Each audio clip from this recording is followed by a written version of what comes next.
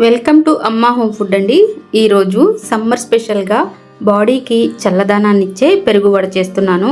ఇలా చేస్తే నోట్లో పెట్టుకోగానే కరిగిపోయేలా ఉంటుందండి, అంత బాగుంటుంది. మనం ఎప్పుడు పెరుగు వడలు గారెలతో చేసుకుంటాం, కానీ ఇలా సింపుల్గా కూడా చేసుకోవచ్చు. పెరుగు వడకి మెయిన్గా కావాల్సినవి, నేను 1 కప్పు మినపప్పును తీసుకున్నానండి. ఇది శుభ్రంగా వాష్ చేసుకొని 1 అవర్ పాటు నానబెట్టుకుంటే సరిపోతుంది. తర్వాత దీన్ని కొంచెం బరకగా పేస్ట్ చేసుకోవాలి. మరీ ఫైన్ పేస్ట్ అవసరం లేదండి, గట్టిగా కొంచెం బరకగా పేస్ట్ చేసుకుంటే ఇలా సరిపోతుంది అనమాట. ఈ వడలు మనకి సాఫ్ట్గా రావాలంటే ఒక 5 నిమిషాలైనా పిండిని ఇలా మసాజ్ చేసుకోవాలండి. ఫ్లఫీగా రావాలి, అప్పుడే మనకి సాఫ్ట్గా వస్తాయి అన్నమాట.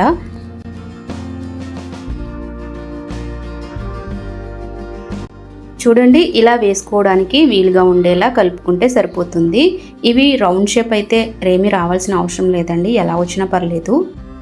వడలు నానబెట్టుకోవడానికి నేను వాటర్ని కలుపుతున్నానండి. 2 గ్లాసుల వరకు వాటర్ని కొంచెం వేడి నీళ్ళు తీసుకోవాలండి. తర్వాత ఇందులో కొంచెం ఉప్పు వేసుకోవాలి. పిండిలో మనం ఉప్పు వేసుకోలేదండి, ఇందులో వేసుకుంటే సరిపోతుంది. వాటర్ని ఇలా కలుపుకున్న తర్వాత ఇది పక్కన పెట్టుకుందాము. తర్వాత పెరుగు వడల కోసం పెరుగుని కలుపుకోవాలి కాబట్టి ఇక్కడ నేను 2 కప్పుల వరకు పెరుగుని తీసుకున్నానండి. చూడండి, సేమ్ కప్ అనమాట. అలాగే 2 కప్పుల వాటర్ని తీసుకోవాలి. మరీ చిక్కగా ఉండాల్సిన అవసరం లేదండి. అలాగే బాడీకి కొంచెం కూల్ రావాలి అంటే 1 స్పూన్ షుగర్ పౌడర్ని కూడా యాడ్ చేసుకోవాలి. కొంచెం జీలకర్ర పొడి కూడా యాడ్ చేసుకుని ఇది బాగా కలుపుకొని పక్కన పెట్టుకోవాలండి.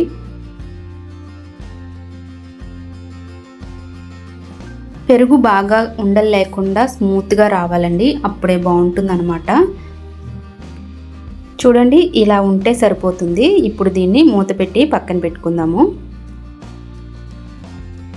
తర్వాత వడలు వేసుకోవడానికి స్టవ్ పైన ప్యాన్ పెట్టుకుని ఆయిల్ వేసుకోవాలి.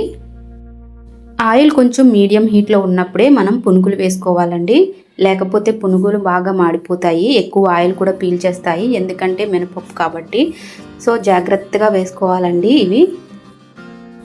ఇవేంటంటే మనకి వెంటనే ఫ్రై అయిపోతాయండి, చూసుకుని తీసేసుకోవాలి వెంటనే, లేకపోతే మనకి మాడిపోయే ఛాన్సెస్ ఉంటాయి.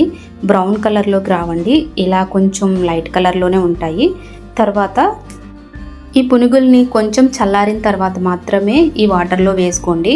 ఒక 5 నిమిషాలు ఉంచుకుంటే సరిపోతుందండి. మరీ గట్టిగా పిండకుండా కొంచెం లైట్గా ప్రెస్ చేయండి, సరిపోతుంది. లేదంటే మెత్తగా పిండిలాగా అయిపోతాయి అన్నమాట. తర్వాత పిండుకున్న తర్వాత మనం పెరుగులో వేసుకోవాలి ఒక్కొక్కటిగా.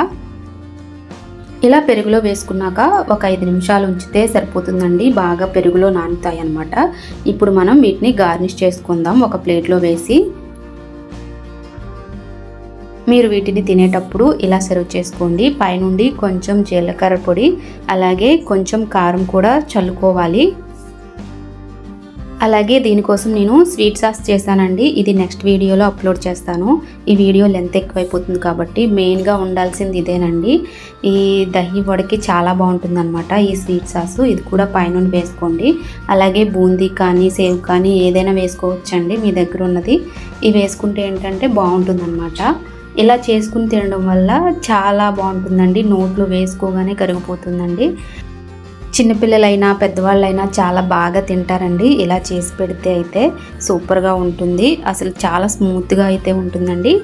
ఇలా చేసుకుని సమ్మర్లో ఒకసారి ట్రై చేయండి, చాలా బాగుంటుంది. ఈ వీడియో నచ్చితే కంపల్సరీగా లైక్ చేసి సబ్స్క్రైబ్ చేసుకోండి. ఇలాంటి టేస్టీ రెసిపీస్ కోసం ఛానల్ని అయితే కంపల్సరీగా ఫాలో అవ్వండి.